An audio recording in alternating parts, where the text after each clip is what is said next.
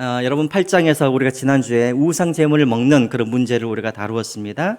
우상 제물 먹어야 됩니까? 먹지 말아야 됩니까? 먹어도 되고 먹지 않아도 되고 이것이 결론인 것이죠. 하지만 우리가 먹을 때 조심해야 할 것은 혹시나 이 먹는 것으로 인하여서 거기에 대한 지식이 없거나 믿음이 없는 사람이 실족하게 되어지면 안 되니까 그때는 고기를 먹지 말아라. 너의 고기 먹는 권리를 포기하라라고 그렇게 사도 바울이 권면을 했습니다.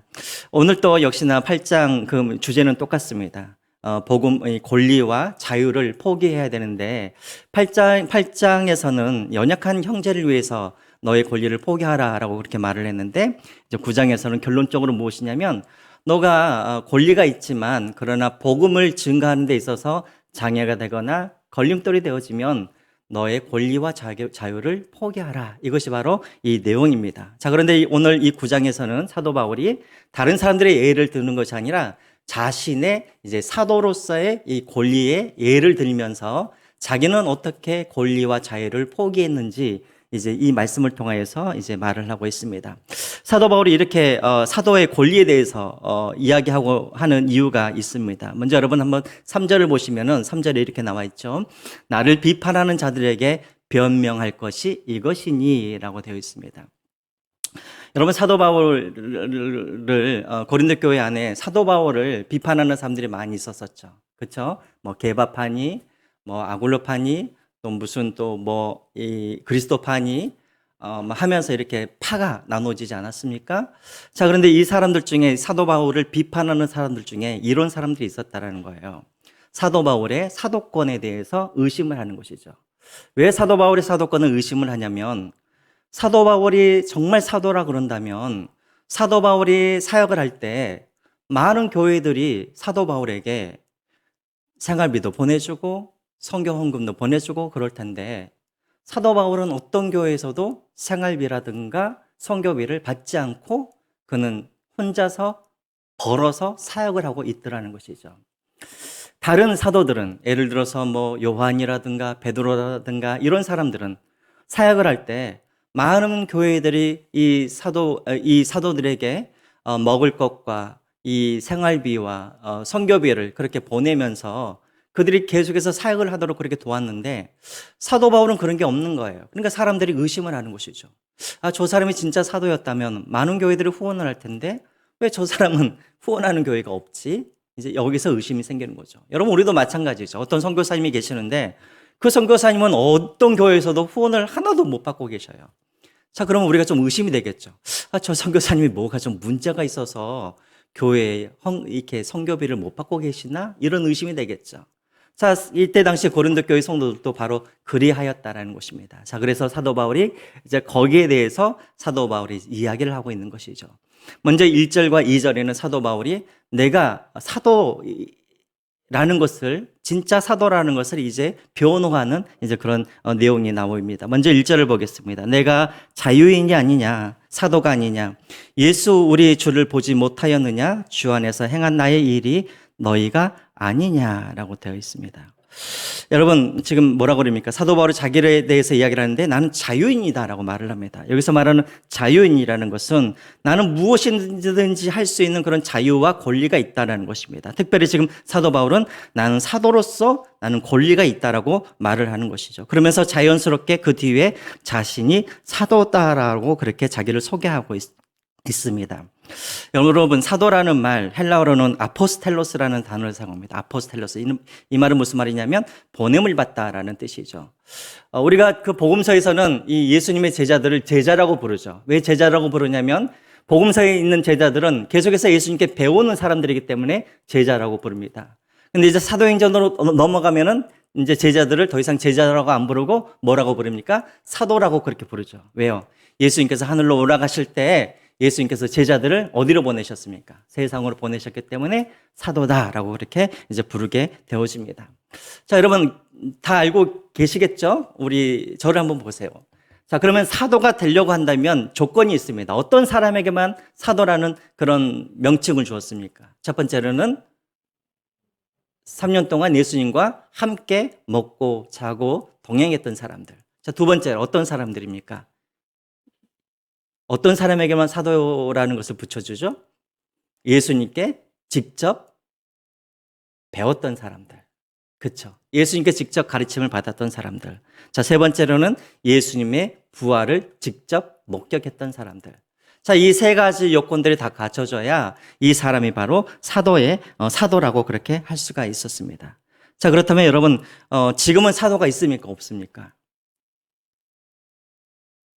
지금은 사도가 있나요? 없나요? 예, 자신 있게 말씀을 하십시오. 또 어디 가서 요즘도 사도가 있는 것 같은데 이러시면 큰일 납니다. 예, 지금은 사도가 없어요. 왜냐하면 우리가 예수님을 직접 이렇게 뭐 보거나 부활을 본 사람이 없잖아요. 그렇죠? 그런데 이제 최근에는 이제 그런 사람들이 없는데 몇 년 전까지만 해도 자기들 이렇게 사도라고 그렇게 부르는 사람들이 있었었죠. 그렇죠? 신사도 운동을 했던 그런 사람들. 들어보셨죠? 신사도 운동하는 사람들. 우리 한국에도 좀 있습니다. 미국에도 되게 많이 있는데 한국에는 어떤 부류의 사람들이 있냐면 예를 들어서 뭐 어디 단체가 24시간 기도하는 그런 운동을 하고 있다. 그러면은 그런 단체는 이제 신사도 운동을 하는 사람들이 있을 수가 있습니다. 24시간 기도 운동하는 곳 이런 것을 많이 표방을 합니다. 한국에서 보면 그리고 이제 애언 사역을 하고 뭐 한국의 뭐 미래를 애언해 주거나 또 치료 사역을 하거나 그래서 요즘에는 좀 줄어들었는데 계속해서 신사도 운동을 하는 분들이 우리 주변에 많이 있죠. 근데 여러분 사도는 이미 2000년 전에 사도의 그 직분은 다 끝났습니다. 그래서 여러분 사도의 제자들을 뭐라고 부르죠? 사도들에게도 제자가 있잖아요. 속사도라고 그러죠. 그럼 속사도의 제자들은 또 뭐라 그럽니까? 예, 교부라고 부르죠. 그러니까 사도라는 이름은 그때 사라진 거예요. 사도, 속사도, 교부 하면서 이제 그렇게 직분이 그렇게 사라져 버렸습니다. 자, 그런데 사도 바울이 자기 스스로를 뭐라고 불러요? 사도라고 그렇게 부르니까 사람들이 너무나 이렇게 거기에 대해서 이제 의심을 하게 된 것이죠. 자, 왜 사도 바울은 자기를 사도라고 부르는가? 1절 후반절에 뭐라고 되어 있습니까? 예수 우리 주를 내가 보지 아니하였느냐라고 말하지 않습니까? 사도 바울은 이 다메섹에서 부활하신 예수님을 사도 바울은 직접 보았죠. 그리고 또 사도 바울은 예수님으로부터 가르침을 받았습니다. 그리고 사도 바울은 무엇보다도 그가 사도라고 주장하는 이유가 무엇이냐면 예수님이 이방인의 사도로 나를 부르시고 나를 보내셨다라는 그런 확신을 그가 음성을 들었기 때문에 이제 사도 바울은 자기 스스로를 사도다라고 그렇게 이야기를 하고 있는 것이죠. 자, 여러분, 그러면 우리가 생각했을 때 이럴 수도 있죠. 왜 사도 바울은 사도라는 말에 대해서 그렇게 고집을 하는가? 왜냐하면 사도 바울은 사도라는 그 이름 때문에 사실은 여러 교회로부터 의심을 받잖아요.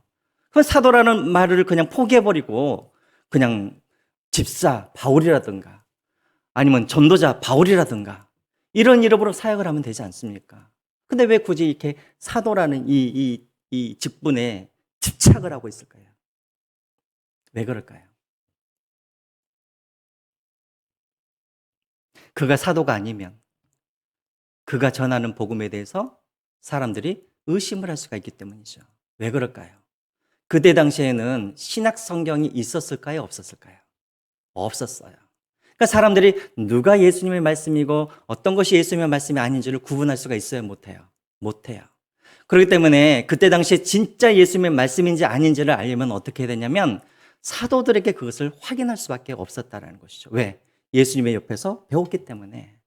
그런데 지금까지 사도 바울은 마치 예수님께서 들으셨던 것처럼 직접 배운 것처럼 사도 바울은 그것을 이야기하였고 또 사도 바울은 그 예수님께 들었던 그 복음을 전하여서 많은 교회들을 그렇게 세웠어요. 자, 그런데 어느 날 갑자기 이 사도 바울이 사도가 아니라고 그렇게 밝혀지게 되어지면 어떻게 되겠습니까? 수많은 교회들이 다 헛것이 되겠죠. 자, 그래서 사도 바울은 이 사도에 대해서 집착을 하게 된 것이죠. 제가 전에도 여러분들에게 한번 이야기를 한 것 같은데 제가 2004년도에 제가 이제 비행기를 타고 한국에서 이제 미국으로 달라스로 제가 도착을 했는데 달라스에 이제 제가 도착을 하자마자 그 소문을 들었어요. 달라스에 있는 한 큰 교회가 큰 혼란에 빠졌다라는 거예요. 그래서 이제 그 이야기를 들어봤더니 교회가 20년 됐는데 한 목사님이 그 교회를 20년 동안 사역을 했는데 그 목사님이 가짜 목사라는 게 밝혀진 거예요. 그러니까 가끔 그런 분들이 있어요. 이게 비행기를 타고 가면서 자기가 자기 손에다가 이렇게 머리에다가 안수를 하고 목사 안수를 받고 이렇게 미국에 도착하시는 그런 분들이 가끔씩 있습니다. 그런데 이제 20년 동안 얼마나 성장을 시켰냐면 미국에서 여러분 300명이면 한국에서는 보통 3,000명 정도의 그런 규모인 거예요. 그러니까 교회가 20년 동안 목사 안수 안 받고 자기가 목사가 아니라는 것을 숨기면서 사역을 한 것이죠. 자, 그러면서 이제 달라스 연합회에 이제 그런 회장도 하게 되어지고, 왜냐하면 교회가 크니까. 그러다 보니까 이제 목사님들과 서로 만나고, 뭐 어디 출신이십니까? 또 뭐 졸업 몇 기입니까? 이렇게 이야기를 하다가 결국은 들통이 나버린 거예요. 교회가 작았으면 그냥 갔을 텐데 교회가 점점점 커지고 유명해지니까는 결국 들통이 난 것이죠. 그래서 이제 난리가 난 거죠. 그 목사님한테 세례 받은 사람들, 또 그 목사님한테 또 결혼 주례 받은 사람들, 막 이 사람들이 이제 어떻게 합니까? 나 세례 다시 받아야 되느냐 말아야 되느냐, 뭐 결혼 주례 다시 받을 수는 없고, 막 혼란이 그렇게 빠진 거예요. 사도 바울이 그럴 수도 있었다라는 것이죠. 사도 바울이 만약에 고린도 교회가 저 사람은 가짜다라고 그렇게 해가지고 정말 가짜라는 것이 그렇게 증명되어지면 사도 바울이 어떻게 됩니까? 모든 교회들이 혼란에 빠지겠죠. 그래서 각 서신서마다 보면은 사도 바울이 자기를 사도라라고 그렇게 계속해서 변호하는 그런 모습들을 보게 되어집니다. 자, 그런데 사도 바울이 답답한 마음을 호소를 하죠. 2절을 한번 보시기 바랍니다. 2절 읽겠습니다. 다른 사람들에게는 내가 사도가 아닐지라도 너희에게는 사도이니 나의 사도됨을 주 안에서 인친 것이 너희라 라고 나와 있습니다. 여러분 지금 이 사도 바울이 그 답답한 마음을 아시겠습니까? 고린도 교회는 사도 바울이 몇 년 동안 사역을 한 곳이었죠? 1년 반, 그렇죠. 1년 6개월 동안 사역을 한 곳이에요. 여러분 사도 바울이 1년 6개월 동안 사역을 한 것은 다른 교회에 비하면 엄청나게 오래 사역을 한 곳입니다. 보통 예를 들어서 뭐 데살로니가 교회 같은 경우는 뭐 3주 있다가 떠나기도 하고, 또 어떤 교회들은 뭐 몇 개월 정도 있었을 뿐이지 1년 6개월 있었던 교회는 이 고린도 교회가 유일합니다. 물론 3년 동안 사역했던 뭐 에베소 교회가 있긴 하였지만 그 다음으로 오래 사역했던 곳이 바로 고린도 교회였다라는 것이죠. 그러면 여러분 고린도 교회들이 사도 바울과 1년 6개월 있으면서 이 고린도 교회의 이 사도 바울이 어떤 마음으로 사역을 했고 어떤 마음으로 복음을 전했고 또 어떤 열매가 있었는지를 이 고린도 교회는 다른 교회들보다도 더 잘 알지 않겠습니까? 누구보다도 이 사람의 진실한 사도임을 이 고린도 교회가 알고 있었을 텐데도 불구하고 지금 뭐라고 합니까? 후원을 못 받고 있네? 저 사람 혹시 가짜 아니야? 이런 이야기를 하고 있더라는 것이죠. 여러분 그러니까 얼마나 배신감이 느꼈겠습니까? 자, 그래서 이제 4절부터 사도 바울은 내가 왜 다른 교회로부터 내가 생활비라든가 선교비를 내가 받지 아니하는지 이제 거기에 대해서 사도 바울이 이야기를 합니다. 이 이야기를 하는 이유가 무엇입니까? 그것 때문에 내가 사도인 것을 지금 변호하기 위함인 것이죠. 자, 여러분 4절을 보시면은 우리가 먹고 마실 권리가 없겠느냐라고 되어 있습니다. 우리가 먹고 마실 권리가 없겠느냐. 여러분 이 말은 무슨 말입니까? 내가 무슨 아무 음식이나 내가 먹고 마실 수 있는 권리가 있다, 이 말이 아닌 것이죠. 지금 여기서 먹고 마실 권리가 없겠느냐 이 말은 무엇이냐면 나는 교회로부터 생활비라든가 사역비를 받을 그런 권한이 나에게도 있다라고 그렇게 말하고 있는 것이죠. 자, 그리고 여러분 이제 또 한번 보시기 바랍니다. 5절입니다. 5절. 우리가 다른 사도들과 주의 형제들과 게바와 같이 믿음의 자매된 아내를 데리고 다닐 권리가 없겠느냐. 자, 여러분 5절 이 말씀은 어떤 잘못 해석하면 사도 바울이 결혼할 수 있는 그런 권리도 포기하면서 사역을 했구나, 우리가 그렇게 오해를 하는데 5절 말씀은 문맥상 보면 그런 의미가 아니에요. 지금 다른 이 말은 무슨 말이냐면 다른 사도들 그리고 다른 또 예수님의 그 형제들 있지 않습니까? 야고보라든가. 자, 이런 사람들은 지금 어떻게 사역을 하고 있냐면 이들은 이미 결혼을 해가지고 사역지를 돌아다닐 때마다 혼자 돌아다니지 않고 아내를 데리고 그렇게 사역을 하러 다닙니다. 왜 아내들을 데리고 그렇게 사역지를 같이 다닐까요? 부부가 떨어져 있으면 안 되니까. 우리나라하고 좀 제가 이제 미국에 있었을 때 미국의 선교 단체들은 기준이 있어요. 기준이. 예를 들어서 선교사님이 3개월 이상 여행을 떠나게 되면 반드시 누구랑 같이 가야 되냐면 누구랑? 아내와 같이 가야 돼요. 그러니까 3개월 이상 이렇게 이 선교 여행을 떠날 때 부인을 안 데리고 가면은 그 선교 단체에서 이렇게 여행을 못 가도록 그렇게 하고 있습니다. 왜냐하면 여러 가지 많은 또 여자적인 여자라든가 문제가 생길 수가 있으니까 그렇다라는 것이죠.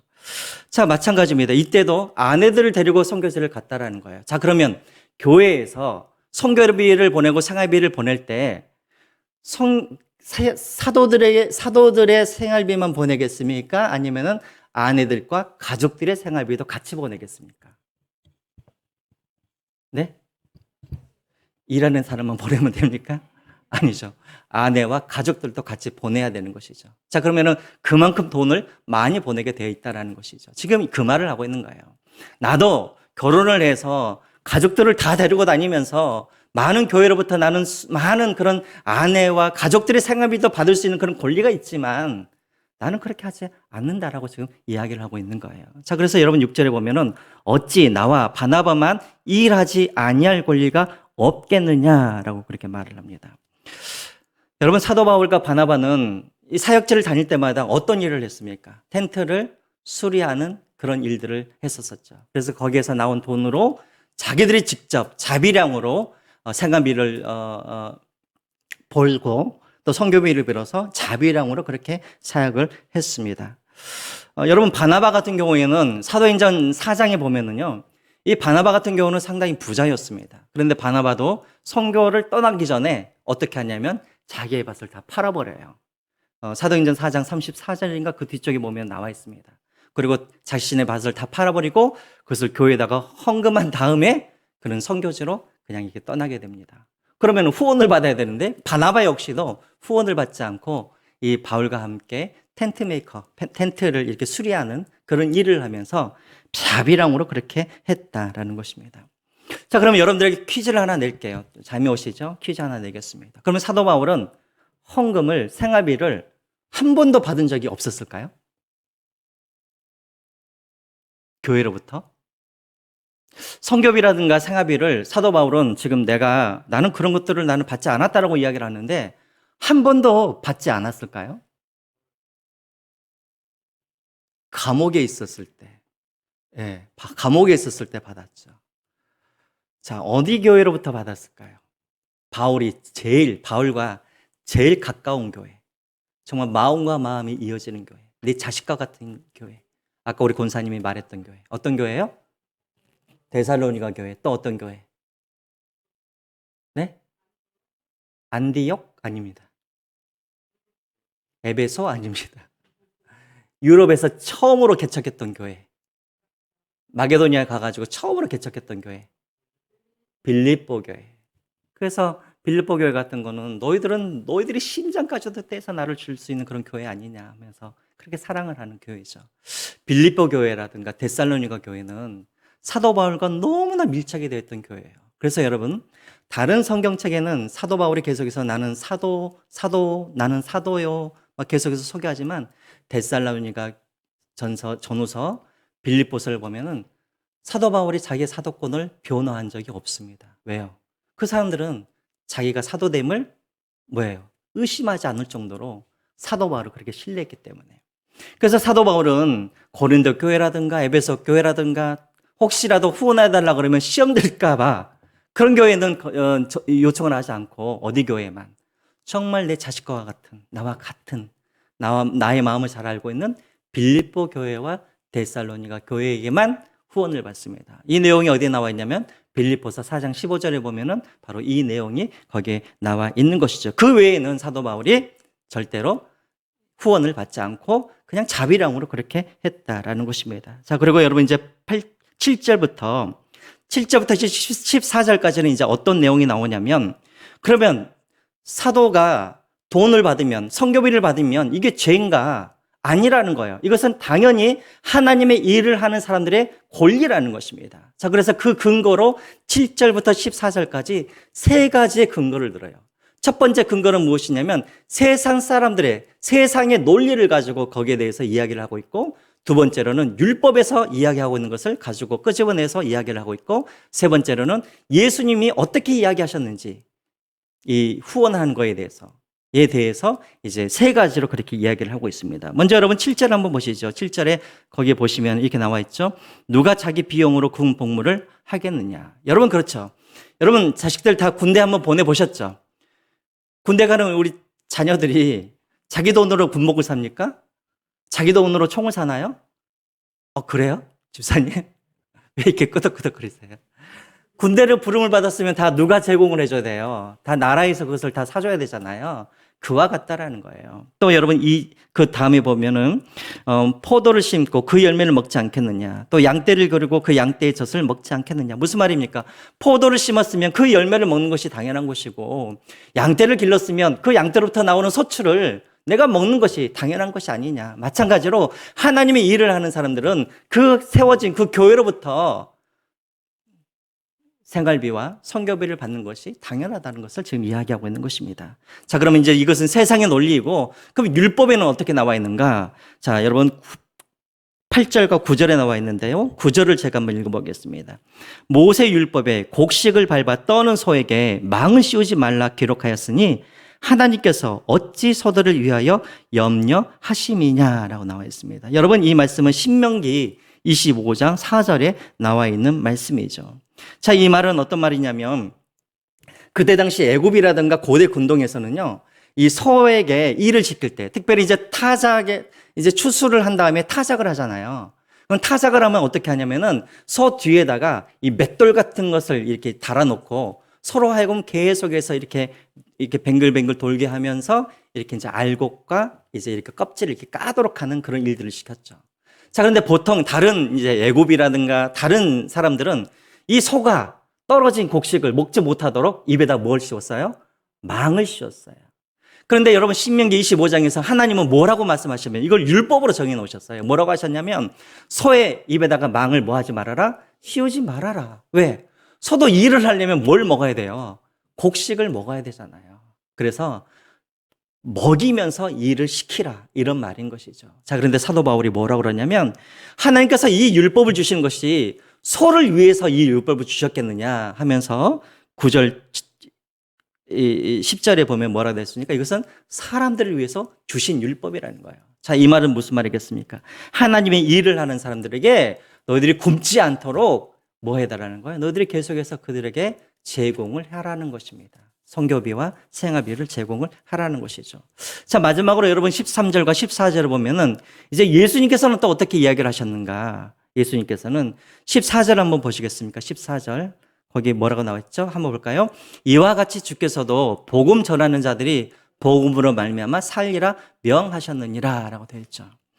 여러분 예수님께서 제자들을 전도 여행을 떠날 때 무엇을 갖고 가라 그랬죠? 가지고 가지 말라 그랬죠? 여벌의 옷이라든가 여벌의 신발이라든가 돈을 갖고 있는 그런 전대를 가져가지 말고 뭐 하나만, 지팡이 하나만 갖고 그렇게 가라고 명령을 하셨죠. 왜 그랬을까요?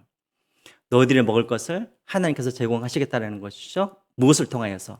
너희들이 복음을 전하면 그 복음을 듣는 사람들이 너희들에게 제공해 줄 것이다 라고 그렇게 그런 의미로 예수님께서 그렇게 빈손으로 그들을 보내신 것이죠.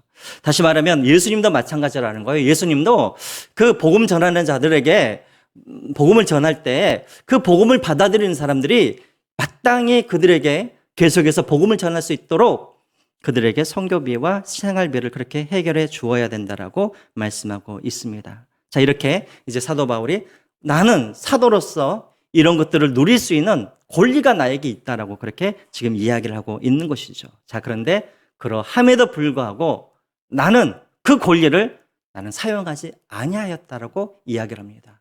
그 이유가 무엇이냐면 12절에 그 이유가 나와 있죠. 여러분 우리 12절을 같이 한번 읽어보겠습니다. 12절 우리 같이 한번 읽어볼까요? 시작. 다른 이들로 너희에게 이런 권리를 가졌거든 하물며 우리일까 보냐. 그러나 우리가 이 권리를 쓰지 아니하고 범사에 참는 것은 그리스도의 복음에 아무 장애가 없게 하려 함이로라. 내가 이 권리를 사용함에 있어서 혹여라도 그리스도의 복음을 전하는 데 있어서 이것이 장애가 되거나 걸림돌이 된다면 나는 이 권리를 사용하지 않겠다라고 그가 말을 하고 있는 거예요. 근데 지금까지 자신이 판단했을 때 선교비를 받고 생활비를 받고 복음을 전하면은 장애가 되겠다라고 사도 바울은 판단을 한 것이죠. 그래서 이 권리를 사용하지 않습니다. 또 15절에도 비슷한 내용이 있는데요. 15절에는 또 뭐라고 되어 있습니까? 그 권리를 사용하지 않는 이유, 제일 15절 제 뒤에 나와 있죠. 누구든지 내 자랑하는 것을 헛된 대로 돌리지 못하게 하리라 라고 되어 있습니다. 여기서 말하는 내 자랑이라는 게 무엇이냐면 복음을 말하고 있는 거예요. 그러니까 다시 말하면 내가 선교비를 받고 후원을 내가 생활비를 받게 되어지면 내가 자랑하는 이 복음이 혹여라도 헛되게 될 것 같아서 나는 생활비를 받지 않는다라고 지금 그렇게 이야기를 하고 있는 거예요. 자, 여러분 저를 한번 보세요. 이게 대체 무슨 말인가? 아니, 선교사가 복음 전하는 사람이 교회로부터 생활비를 받고 교회로부터 선교비를 받는 게 왜 이것이 복음의 장애가 되어지고 복음에 이것이 이 헛되게 되어지는 것인가? 이게 무슨 관리가 연관이 있는가? 이건 배경이 있습니다. 배경이. 아마 여러분들도 많이 들어보셨을 텐데요. 사도 바울이 사역을 하던 그때에는 헬라 철학이 아주 발달을 했다고 제가 말씀을 드렸죠. 헬라 철학이. 그래서 이제 그때 당시에는 여러분 이제 개똥 철학이라고 들어보셨을까요? 개똥 철학. 이런 개똥 철학. 그때 당시에는 철학자들이 이렇게 곳곳에 이렇게 전국으로 돌아다니면서 이렇게 자기의 철학을 갖다가 사람들에게 가르쳐요. 그러면 거기에서 제자가 생기겠죠. 그 제자들이 생기면은 그들에게 무엇을 받냐면 수업료를 받아요. 근데 수업료만 받는 것이 아니라 자기의 잠자리도 제자들이 다 해결해 줘야 되고 이 철학자가 필요한 모든 필요를 다 누가 해결해 줘야 되냐면 이 철학을 듣고 나의 제자가 되겠다는 사람들에게 바로 이 모든 책임이 그들에게 다 있는 거예요. 자, 무슨 말인지 알겠죠? 자, 그러면서 이 사람들이 한마디로 이 순회 철학자들은 자신들의 철학을 무엇으로 삼았냐면 밥벌이로 삼은 거예요. 밥벌이로. 그래서 이제 그게 이제 개똥 철학인 거예요. 개똥 철학. 밥벌이로 그렇게 사용했다는 거예요. 자, 그때 당시 사람들이 다 이런 문화를 알고 있었어요. 자, 근데 이제 사도 바울이 어떤 지역에 가가지고 복음을 전하고, 근데 그 복음을 들었던 사람들에게 무엇인가를 받게 되어지면 이 복음이 어떤 복음이 되겠습니까? 개똥철과 같은 복음이 되는 것이죠. 무슨 말인지 아시겠죠? 그러니까 사도 바울은 내가 전하는 이 복음이 세상의 어떤 철학과 똑같은 취급을 당하지 않도록 하기 위해서, 다시 말하면 복음의 장애가 되지 않기 위해서 사도 바울은 생활비를 받지 않겠다라는 것입니다. 또 아까도 말씀드렸던 것처럼 교회 안에도 믿음이 연약한 사람들이 있을 거 아니에요. 아니, 우리에게 복음을 전하고 교회를 세운 것까지는 좋은데 왜 우리 보고 생활비와 선교비를 대라 그러는가? 저 사람이나 세상의 그런 철학자들은 다른 게 무엇인가? 실족할 수가 있기 때문에 사도 바울은 이 복음이 헛되지 않기 위해서, 그리고 복음을 전하는 데 있어서 장애가 되지 않도록 하기 위해서 사도 바울은 자신의 사도의 권리를 어떻게 했다고요? 포기해 버렸다라는 것입니다. 여러분, 오늘날 우리 한국 교회도 보면 참 이런 일들이 많이 있죠. 분명히 우리 교회의 권리임에도 불구하고 우리 교회가 그 권리를 행사할 때 세상 사람들이 그것으로 말미암아 그 복음에 장애가 되는 경우가 참 많이 있습니다. 요즘 이제 인터넷에 보면은 막 댓글 같은 거 많이 달리잖아요. 막 그러면은 그 이상한 말들이 막 나요. 막 교회 목사들이 뭐 장사꾼이다, 교회가 교회 장사한다, 막 그런 말을 많이 하죠. 물론 이것은 세상 사람들이 무지하기 때문에 그런 이야기가 나오는 것이지만 사실은 교회에게도 책임이 없지 않아 있는 것이죠. 왜 그렇습니까? 교회가 자꾸만 하나님께서 주시는 이 귀한 어떤 그 헌금을 갖다가 이상한 데다가 마땅히 써야 할 곳에 쓰지 않고 이상한 데다가 많이 쓰니까 세상 사람들도 그런 이야기를 하는 거 아니겠습니까? 여러분, 요즘에도 보면은요, 학교에서 급식을 주지 않으면 점심을 굶는 중고등부 학생들이, 중고등부 학생은 아니고 이 전체 학생들이죠. 점심을 굶는 학생들이 몇 명이나 될 거라고 생각하세요? 급식을 주지 않으면 점심을 굶어야 되는 그런 학생들, 고등학생들까지 몇 명이나 될 것 같으세요? 네? 40만 명. 엄청 많죠. 이거 무슨 아프리카도 아니고 설마 우리나라에서 점심 안 준다고 굶는 애들이 40만이나 될까? 근데 통계가 그렇다라는 거예요. 그래서 코로나 때 이 아이들이 정말 많이 힘들어 했었었죠. 물론 이제 학교에서 이제 도시락에 가기도 막 했었었지만. 지금도 여러분 우리나라 현실이 그렇다라는 거예요. 아직도 점심을 굶는 아이들이 40만이나 되는데 교회들이 어떻습니까? 물론 대부분의 교회가, 많은 교회가 그렇진 않지만 교회 건물 짓는데 300억, 500억, 또 강남의 어떤 교회는 3천억을 해가지고 교회를 짓기도 하고, 그런 모습을 보면서 세상 사람들이 어떻게 하겠습니까? 교회가 무슨 비즈니스를 하나? 이런 이야기가 당연히 나올 수밖에 없는 것이죠. 여러분, 강남에 있는 그 3천억짜리 교회를 지었던 그 교회, 그 교회를 이렇게 세울 그 당시에 그 교회의 성도들도 반대를 많이 했지만 믿지 않은 사람들도 그 교회에 그 짓는 것에 대해서 많이 반대를 했었죠. 그때 그 교회가 뭐라고 그랬습니까? 아니, 우리 교회가 우리 땅에 우리 돈을 들여서 우리가 짓는데 왜 세상 사람들이 그렇게 상관하느냐, 그런 이야기를 했었죠. 자, 그런데 그 교회가 3천억 해가지고 딱 교회를 세우자마자, 세우기 전부터 그랬었죠. 성도들이 2,000명이 떠났었죠. 어른들은 2,000명이 떠나고, 그리고 수많은 젊은이들이 그것으로 인해서 실족하고 교회를 떠나는 그런 일들이 너무나 많았다라는 것이죠. 물론 그 교회가 돈이 있고 자기 땅에다가 건물을 지었기 때문에 자기의 그런 자유이고 자기들의 권리이긴 맞습니다. 하지만 그것으로 말미암아서 수많은 젊은이들이 실족을 당하고 수많은 사람들이 교회를 떠나는 그런 일들, 여러분, 이것은 있을 수가 없는 일이죠. 왜요?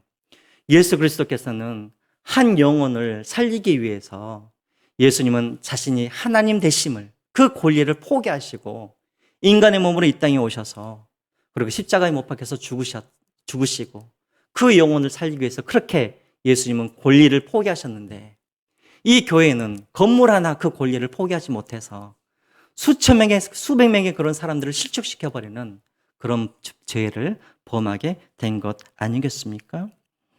여러분, 우리도 마찬가지입니다. 여러분, 우리 교회도 마찬가지이죠. 우리에게는 우리 교회가 여러 가지 많은 권리가 있습니다. 내 교회에 내가 하는데 뭐 무슨 어떠냐라고 할 수도 있지만, 혹여라도 여러분 우리 교회가 어떤 일들을 할 때 이것이 복음의 장애가 되어진다면 여러분 그것을 우리는 포기할 수 있어야 된다는 것이죠. 특별히 지금 이제 코로나 지금 시대가 아니겠습니까? 오늘은 5천 명이 넘게 또 확진자가 나왔죠. 앞으로 더 많이 나온다고 하는데, 뭐 우리가 모이는데, 또 우리가 우리 돈 사용하는데, 우리가 먹고 우리가 마시는데, 이건 우리의 권리제라고 우리가 할 수도 있지만, 그러나 이것이 복음의 방해가 되어진다면 우리가 우리의 권리를 절제할 수 있는 그런 믿음도 우리 안에 있어야 한다라는 것입니다. 자, 여러분, 계속해서 우리가 16절, 17절 한번 보실까요? 16절과 17절입니다. 제가 읽겠습니다. 내가 복음을 전할지라도 자랑할 것이 없으면 내가 부득불 할 일임이라. 만일 복음을 전하지 아니하면 내게 화가 있을 것이로다. 내가 내 자유로 이것을 행하면 상을 얻으려니와 내가 자유로 아니한다 할지라도 나는 사명을 받았노라 라고 되어 있습니다. 자, 이 말이 무슨 말이냐면, 쉽게 말하면 이 말입니다. 당시에 어떤 사람들은, 어떤 사역자들은 이런 사람들이 있었어요. 내가 어려운 사역 가운데, 어려운 상황 가운데 내가 복음을 전하고 내가 교회를 세웠다라고 자랑하는 사람들이 있었어요. 근데 이것을 자랑할 뿐만 아니라 내가 이런 어려운 상황에서도 내가 복음을 전하고 교회를 내가 세웠으니까 마땅히 너희들은 나에게 뭐 해야 된다고 말을 하냐면, 후원도 하고 생활비도 되어주고 너희들이 선교비도 돼야 된다라고 말하는 사람들이 있었어요. 여러분, 대부분의 선교사님들은 그렇지 않지만 어떤 선교사님들은 그런 분들이 계시죠. 막 자신들의 사역을 갖다가 막 부풀려 가지고 내가 선교지에서 막 이렇게 사역을 하고 이렇게 사역을 하기 때문에 여러분들은 저를 이렇게 막 선교비도 주시고 막 이런 분들이 조금 계시죠. 자, 그런 사람들이 있었다라는 것이죠. 근데 사도 바울은 지금 뭐라고 그러냐면 17절에 지금 이 이야기를 하고 있는 것입니다. 그것은 자랑거리가 아니라는 것이죠. 그것은 상을 받을 만한 일이 아니라는 것이죠. 왜 그렇습니까? 17절 제일 뒤에 뭐라고 나와 있나요? 나는 무엇을 받았다고요? 사명을 받았노라 라고 되어 있죠. 그런데 여러분, 여기서 헬라어 성경에 보면은, 한글 성경에는 빠져 있는데 헬라어 성경에는 들어있는 말이 있습니다. 어떤 단어냐면 바로 오이코노미라는 단어입니다. 오이코노미. 이 말은 무슨 말이냐면 청지기 종이라는 말이에요. 다시 말하면 제일 뒤에 나는 종의 사명을 나는 받았다라고 그렇게 이야기를 하고 있는 거예요. 여러분, 저를 보세요. 여러분, 주인이 종에게 어떤 일을 시켰는데 종이 그 일을 한들 그것이 여러분 자랑거리입니까? 아니죠. 종이 주인이 시키는 그 일을 했는데 그 일을 했다 그래서 종이 상을 받을 만한 일입니까? 아니죠. 종은 그저 순종하고 충성을 다할 뿐인 것이죠. 사도 바울이 지금 그 이야기를 하고 있는 것이죠. 그렇지만 18절에 사도 바울이 마지막으로 이 이야기를 합니다. 그러나 나에게는 한 가지 상이 있다라는 거예요. 어떤 상이냐면, 자, 18절입니다. 우리 다 같이 한번 읽어볼까요? 시작. 그런즉 내 상이 무엇이냐? 내가 복음을 전할 때 값없이 전하고 복음으로 말미암아 내게 있는 권리를 다 쓰지 아니하는 이것이로다라고 되어 있습니다. 사도 바울이 나에게는 상이 하나 있다라는 거예요. 그것이 무엇이냐면 나는 나의 권리를 포기하면서까지도 나에게는 이 복음을 전하는 이것이 나에게는 상이다라는 거예요. 자, 이 말은 무슨 말이냐면 이제 사장님이 월급날이 돼가지고 사장님이 직원에게 이제 월급 봉투를 줘요. 근데 직원이 뭐라 그러냐면 사장님, 저는 월급이 필요하지 않습니다. 저는 여기 회사에서 일하는 것 자체가 저에게는 복입니다. 이렇게 말을 했다라고 상상을 해보세요. 가능한 일입니까? 이제 그런 거예요. 사도 바울이 지금 말이 그거예요. 내가 하나님께 무엇인가를 받아야 그것이 상이 아니라 내가 하나님 앞에서 내가 쓰임을 받고 내가 권리를 포기하면서까지도 내가 전해야 할 복음이 있고 이 복음을 전하는 이 자체가 나에게는 상이다라고 그렇게 고백을 하고 있다라는 것입니다. 여러분 그렇죠? 여러분 우리에게 상이 무엇입니까? 내가 기도를 열심히 해서 하나님께서 나에게 형통한 것을 주시고 물질을 주시고 아파트 값이 올라가고 이게 여러분 상인가요? 아니죠. 예수 그리스도 그분이 나에게 이미 상이 되시고 또 그 예수 그리스도를 내가 계속해서 사람들에게 전할 수 있다는 것 이것이 바로 나에게는 그 자체가 상이라는 것입니다. 그래서 여러분 사도 바울은 다른 것은 다 포기하고 이 일을 할 수가 있었다라는 것입니다. 왜? 예수 그리스도가 상이고 내가 복음을 전하는 이 자체가 나에게는 상이기 때문에 그런 권리를 포기한다라는 것입니다. 여러분 우리에게도 이러한 고백이 있었으면 좋겠습니다. 하박국의 3장 17절과 18절에 이런 말씀이 있죠. 우리가 다 아는 말씀인데요. 비록 무화과 나무가 무성하지 못하며 포도나무에 열매가 없으며 감람나무에 소출이 없으며 밭에 먹을 것이 없으며 우리의 양이 없으며 외양간에 소가 없을지라도 나는 여호와로 말미암아 즐거워하며 나의 구원의 하나님으로 말미암아 뭐하리로다? 기뻐하리로다. 이것이 여러분 사도 바울의 마음이 아니겠습니까? 또 이 마음이 우리 성도님들 여러분들의 마음이 되었으면 좋겠습니다. 여러분 우리에게 상이 무엇입니까? 오늘 이 자리에서 우리가 예배드리는 것이 상이요. 또 우리가 언제 어디서든지 우리가 하나님의 자녀로서 주님 앞에 기도할 수 있는 것이 또 우리의 상 아니겠습니까? 날마다 우리가 예수 그리스도 그 한 분만으로 나는 충분합니다. 나는 만족합니다. 이 고백으로 우리에게 있는 이 권리들, 우리에게 있는 이 자유들을 복음을 위하여서 포기할 수 있는 저와 여러분들이 되시기를 주님의 이름으로 부탁드립니다. 우리 함께 하나님 앞에 한번 기도했으면 좋겠습니다.